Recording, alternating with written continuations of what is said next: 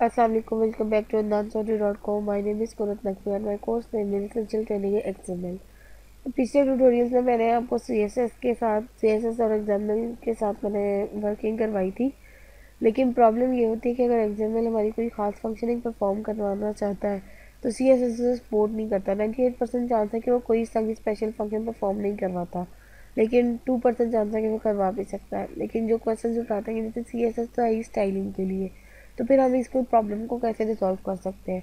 फिर हमारे पास आती है इसका solution DOM, the object data object model. Data object model जो भी डॉक्यूमेंट होता है उसको ट्री लाइक स्ट्रक्चर लेके चलता है। इसी रिलेशनशिप कंटेन करता है, जैसे पेरेंट होगी, चाइल्ड होगी, एट्रीब्यूट, ये सब कुछ उसका है।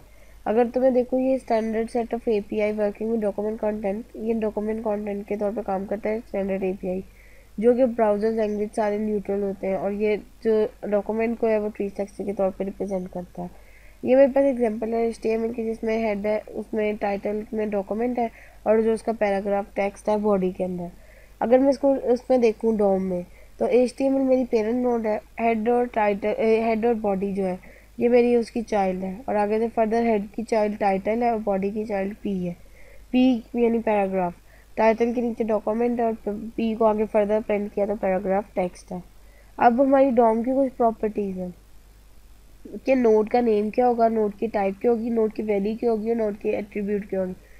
The name of the node for tag it's a name tag name, for example a text it's a special line name.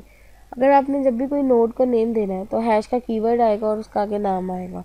Comment और टेक्स्ट, हैश टेक्स्ट। अगर आपने कोई टाइप बतानी है तो एलिमेंट, कमेंट और टेक्स्ट एक्सेट्रा आ जाएगा। अगर आपने नोड वैल्यू बतानी है, node value varies based on node type, यानी टेक्स्ट टाइप है, न्यूमेरिक टाइप है।